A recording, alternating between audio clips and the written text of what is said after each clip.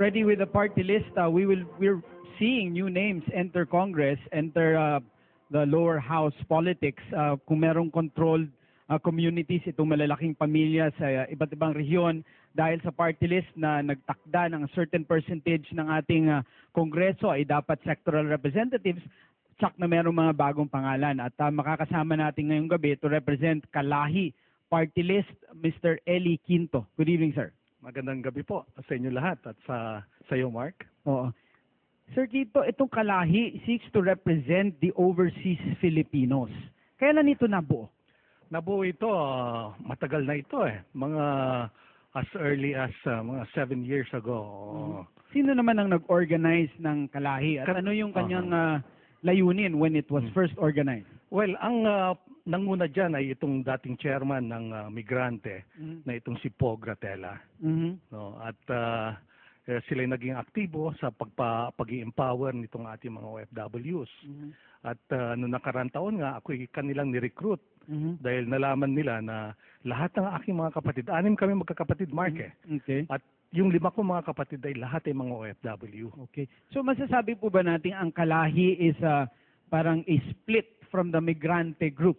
Oh well, yun ang hindi ko alam, Mark. I'd rather not dwell on that. No? Pero alam mo, halos 10 milyon itong mga overseas Filipino workers natin. At talagang mas maraming representation, mas mabuti para sa sektor na ito. Tama ho. Marami pong concerns naman ang ating overseas yes. workers. Ano naman, since it was founded, ang Kalahi, ano na yung naging mga milestone ng organisasyon na ito? Ano nang nagawa for the OFW? Well, patuloy silang kumikilos sa larangan ng pag-oorganisa. Hindi sila naging successful last election at umaasa kami, this time magwawagi kami. At alam nyo, itinuturing natin na itong ating mga OFW ay mga bago nating mga bayani. Hindi naman natin inaasahan na iparada sila tuwing sila dumarating sa ating bansa, pero mahalaga na mapangalagaan natin sila at ang kanilang mga pamilya. Oo. Considering the amount of money that they remit na that's really helping the economy. Yes. What do you think should be minimum benefits that these overseas Filipino workers should be getting from government? Well, sabi nga nila, kaya matibay yung ating ekonomiya dahil din sa ating mga overseas Filipino workers. Kaya kagaya na nabanggit ko kanina, tinuturing natin sila mga bayani. At kung sila itinuturing natin mga bayani, mahalaga na pangalagaan natin sila. At alam nyo, halos 40% ng mga OFWs natin na mga may asawa na umaalis ay nagkakahiwalay. Yes. No? At marami rin itong social cost sa larangan ng mga anak nila, no? At importante na ito pangalagaan natin. Dahil sila ay nagdadala ng tagumpay sa ating bansa, importante na yung kanilang mga mahal sa buhay, ang kanilang interes, ang kanilang kinabukasan ay pinangangalagaan natin. Yes. Sir, marami ng organisasyon, maraming ahensya ng gobyerno ang nakatutok sa overseas Filipino workers. Yung ating POEA, meron tayong OWA, meron tayong yung DFA mismo. Mga presidente nag-appoint ng mga consultants, mga ambassadors, mga yung talagang advocates para sa overseas Filipino workers.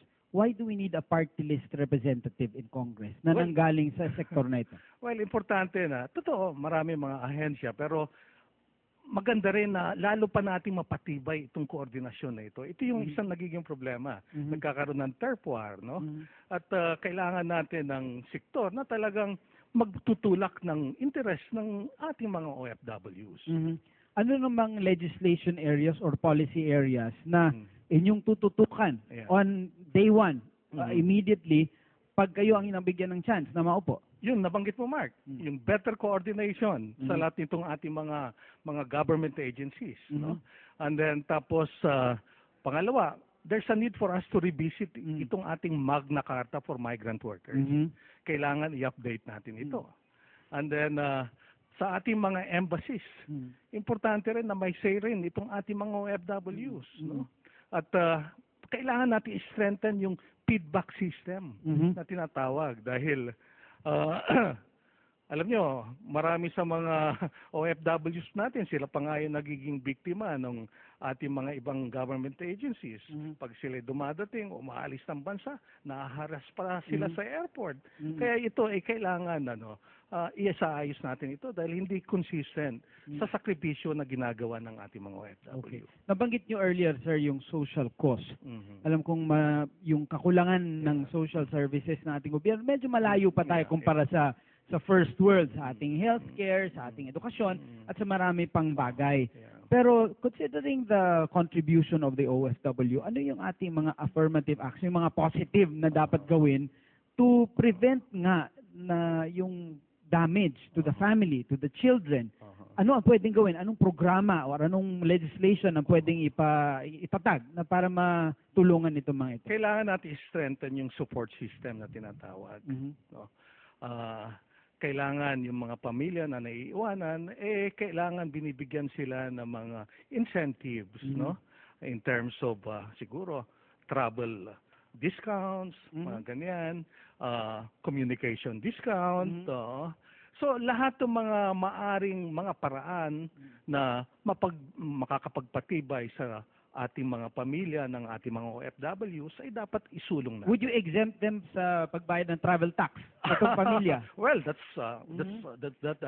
could be a very good move also. Okay. Would you give scholarships to the Ayan, children? importante yan, yung pagbibigay ng scholarship, and then at the same time, i-turn around natin. Yung distansya dapat should make their children or our children stronger. Oo. Pero paano nyo po